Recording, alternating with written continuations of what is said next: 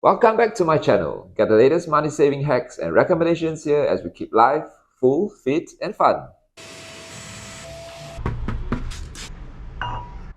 In today's video, let's look at the wet vacuum cleaner and answer some questions. Important what, why and how questions.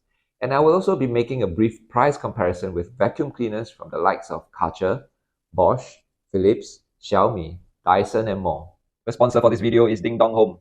Ding Dong Home know we are busy with work, leisure, sleep, and everything in between. And we have no time to clean. This is the Ding Dong Home self-driving house cleaning, mopping, vacuuming, washing, drying mini figurine. Fully automated AI, mimics our style, learns from us, or choose from a library of 1,000 presets to handle all kinds of household appliances and chores. Or press a button to let the AI take full control as we sit back and relax. For more info, Google Ding Dong Home, self-driving house cleaning, mopping, vacuuming, washing, drying mini figurine. When I was doing a quick search on Google, I realized there are so many wet vacuum cleaners from many manufacturers, which means it's a very popular product. There is high supply when there is high demand. There are so many to choose from. We are spoiled for choice. Which is the best for us? Is a cheap and simple one good enough? This is the PowerPac PPV1300. It's a wet vacuum cleaner. It's able to handle water, and it can also be used for regular dry vacuum cleaning. And it can also work as a blower. It comes with a HEPA filter in the dry mode. Comes with a hose, 1.6 meters, 3-piece pipe, 34 cm each, and one nozzle attachment. When everything is put together, it's about 2.7 meters. The power cord is 3 meters long. The tank has a capacity of 12 liters. Its suction pressure is rated at 16 kilopascal. 16 kPa. But how strong is that? I'm not too sure, but let's test it out later. Before we start the testing, let's take a look at what's inside the box.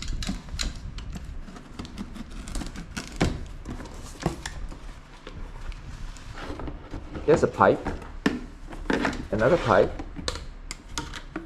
another pipe. Total 3 pipes. Here's the vacuum cleaner. There's a bag with a nozzle inside. And that's all. What? Is that all?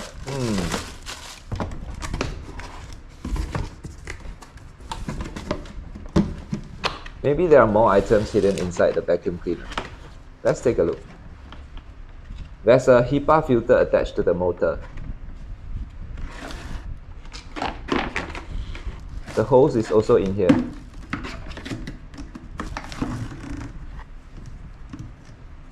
There's a handle, an instruction manual, and a brown bag. It's a dust bag.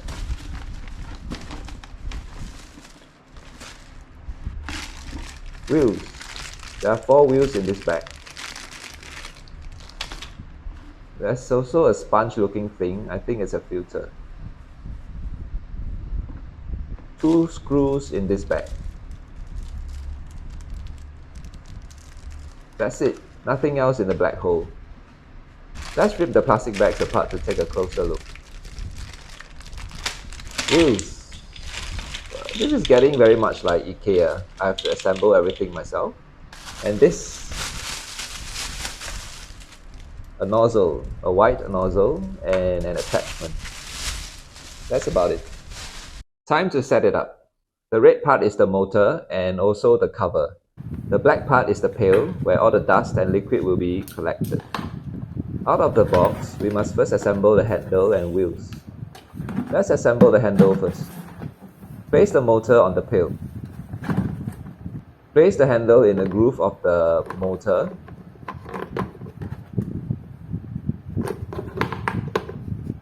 And secure it with the screws.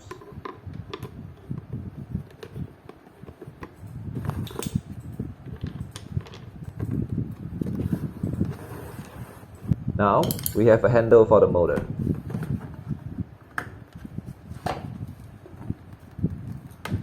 Next, invert the pail and simply push the wheels in.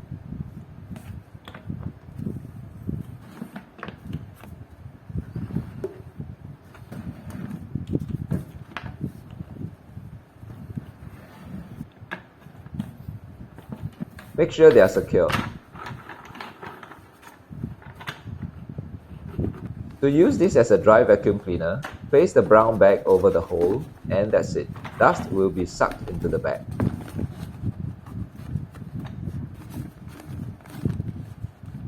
But I think I would just set this up as a wet vacuum cleaner. Doesn't matter if we are using it in wet or dry scenarios. We just set it up in the wet mode. It works both ways. In this case, we won't have to worry about buying a new brown bag when it fills up. To set this up in the wet mode, I had to refer to the user manual, but I couldn't find the instruction. So I attempted to fit the sponge filter over the HEPA filter and broke it.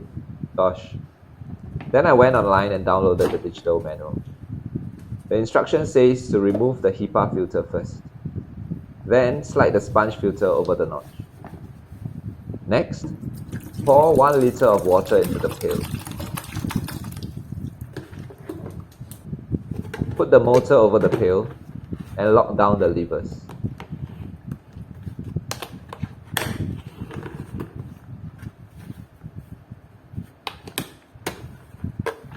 Now we can lift it up.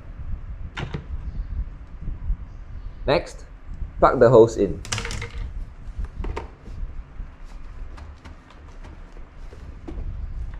Assemble the hose, pipes and nozzle.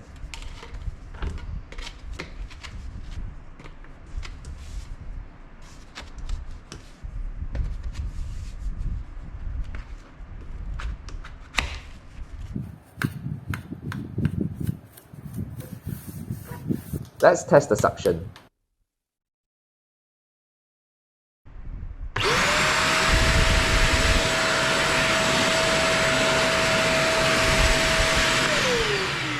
But why is it not sucking?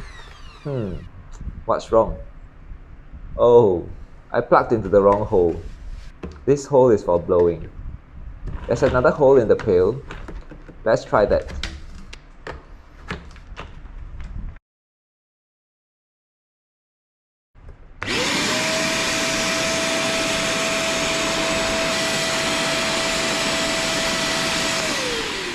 So the hole in the pail is for suction, and the hole in the motor is for blowing. Okay, now we're ready to get on with the job.